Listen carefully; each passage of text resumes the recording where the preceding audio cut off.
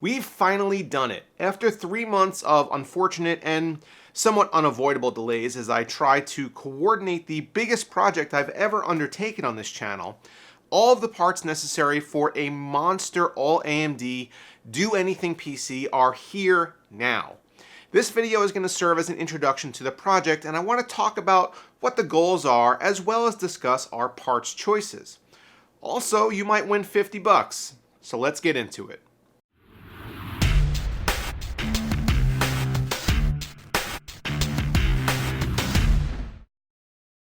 Looking to cool your CPU? Look no further than the Enermax LIQFusion, featuring a 240mm radiator, twin TB RGB fans, an innovative inline pump design, and an all-new block with integrated flow meter and awesome RGB LED lighting. The LIQFusion keeps your parts cool and your PC looking even cooler. Check out the link in the video description to learn more.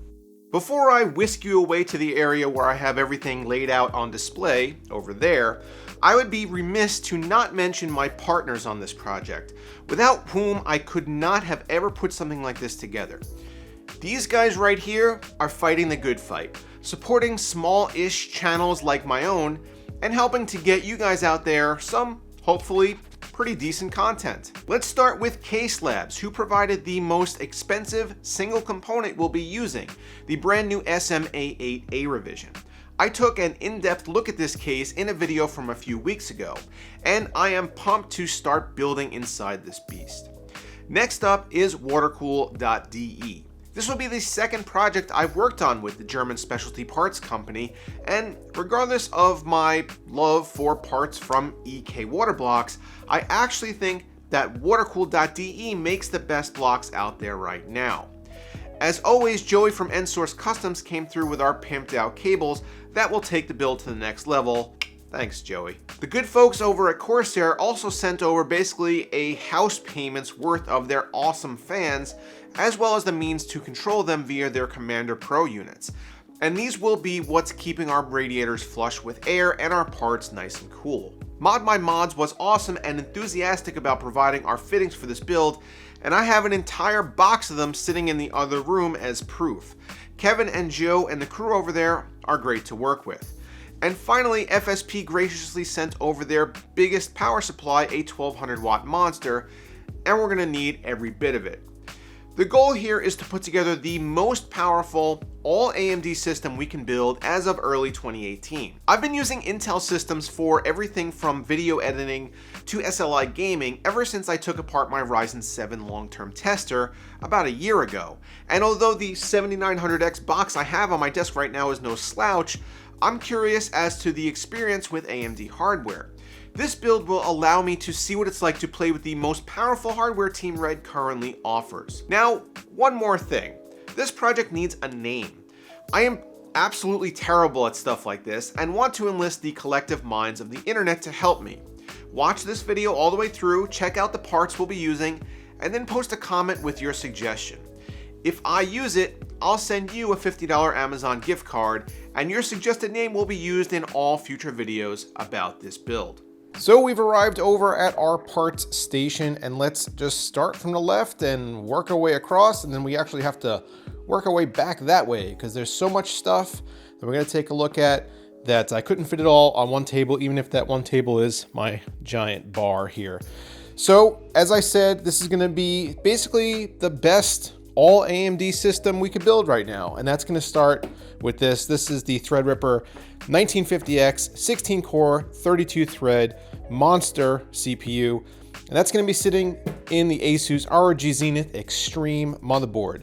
Now I'm going to take a look at this in a second, or I'll show you guys this in a second, but I actually have that motherboard mounted up in the case because that was part of my whole case review for the SMA8. So we'll take a look at that in a little more detail in just one second. But for storage and memory, we're going to be going with a Samsung 960 EVO 1TB drive and 4x8 gig kit of G.Skill Trident Z RGB memory. This is 3200 speed. This is one of the few 3200 speed kits that is known to work well with Threadripper and specifically with this motherboard.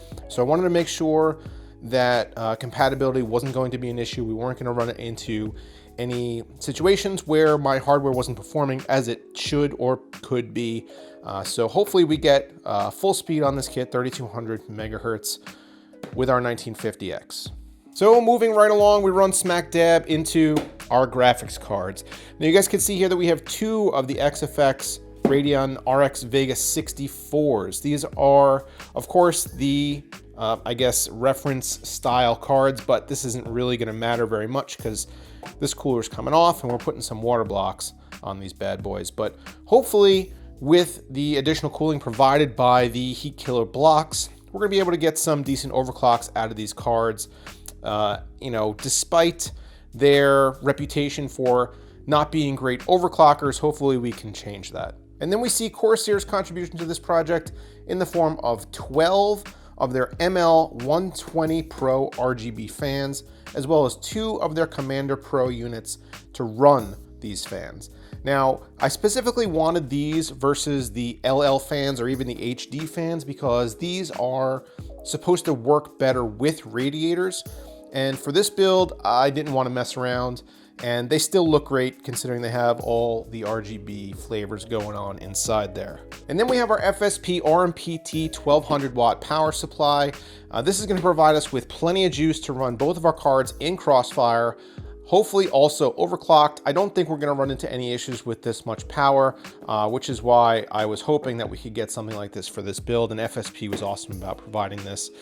And then obviously we got our cables. These are from Joe 8N sourced. They look awesome. Let me zoom in on them real quick for you. So here's our color scheme. We're running with the gray, black, and red. I know that's been kind of done to death, but I'm gonna be doing it in a way that hopefully is a little more creative. And there's one of my cats up on the bar. And hopefully it comes out looking real nice. And with these cables on board, I really don't have any doubt that we'll come up with something that looks pretty slick. And here is our case. This is the Case Labs SMA8A revision. Now, if you guys aren't familiar with Case Labs, they are a boutique PC case manufacturer. All their cases are made of all aluminum. They come disassembled. I actually had to put this one together. It took me about 2 hours or so. And I did a full, I'm not going to call it review, but definitely a pretty comprehensive overview of this case a couple weeks ago. So go check that out if you guys want some more information on it. But it has support for 480 in the top, 480 in the bottom, and a 360 up front. Plenty of room for cooling. This case was made for water cooling. And if I move this out of the way and open up this door, you can see the size of the eATX motherboard as compared to the rest of the case. This thing is huge, and all this empty space over here is going to be perfect for putting our system together. Now we've done a 180, the bar's over there, and here is our cooling table, or whatever you want to call it. These are all of our water cooling parts. We're going to use Primo Chill's View fluid. Now, this build was concepted before the problems came to light with this fluid. I understand that some people are having some corrosion issues, some kind of gunking issues, and also the fact that Primo Chill has come out and said don't use this coolant for longer than 8 hours a day.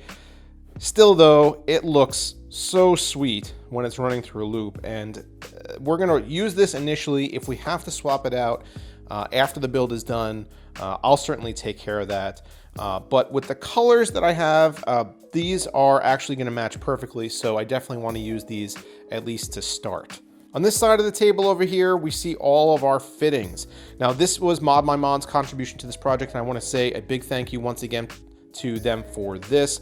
Went with all barrel fittings, and as you guys can see, we have just bags and bags and bags and 2 boxes worth of fittings. So I'm not going to take all of these out right now, but these are shining silver. I don't know what exactly their nomenclature is for these, but this is like a bright, shiny silver, like a nickel finish on these fittings. And we got 90s, we got hardline fittings, we've got 45s, we've got drain valves, we've got fill valves, we got pass-throughs, we got everything you could think of right here on this table.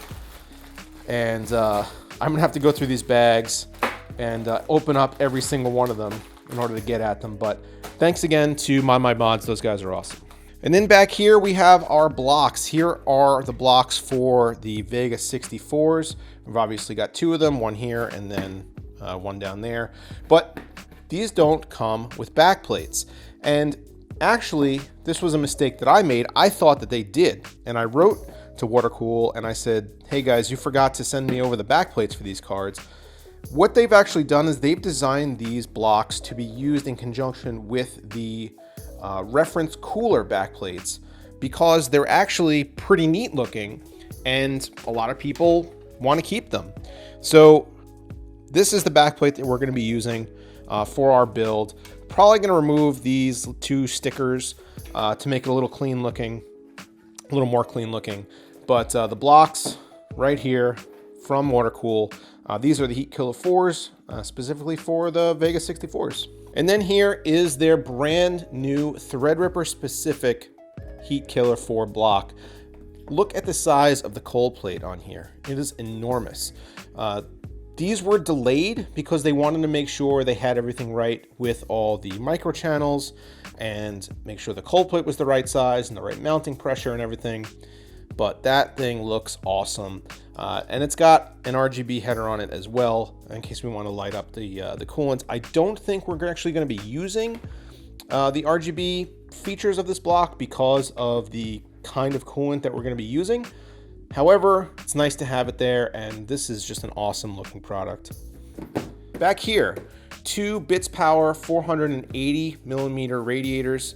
Not going to take these out of the box right now, but they are huge and they will go perfectly in our Case Labs case. And finally, we have our reservoirs. Now, this actually is the same reservoir, this glass reservoir that I used in the Dark Crystal build. This is the same one. You can see it's actually still got some purple residue, maybe.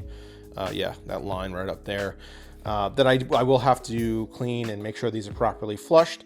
However, we got another one, and we didn't actually get the same one. We got a bigger one. So this is their 200 tube. They call it their Heat Killer Tube 200 D5. So this tube is actually going to, hold on if I move this. This tube is actually significantly larger and it's going to take up a good amount more room in our case, which is what we're going to need because of the amount of space that we have to fill. We have another one of these reservoirs here, and then this big tube is going to replace this tube. And then I have different colored struts, actually in a different box, but I have red struts and I have silver struts. So we're going to make one red struts with silver coolant and one silver struts with red coolant, and I think that's going to look pretty great.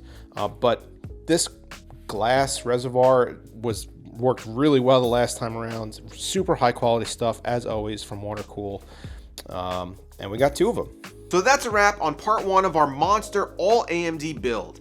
In part two, we're going to start putting things together, and hopefully in part three we'll be able to wrap up. Although with this kind of build, we might stretch it out to a part 4, but only if necessary. Let me know down below in the comments what kind of tests you want to see run on this system once it's done. Do you want synthetic benchmarks, video editing comparisons, live gameplay? Almost anything is fair game. I hope you enjoyed this video, guys, and are as excited for this build as I am. Once again, I want to say thank you to Case Labs, Corsair, FSP, Ensourced, Watercool, and Mod My Mods for being awesome partners here. Get subscribed so you don't miss parts 2 and 3, and I'll see you guys in the next video.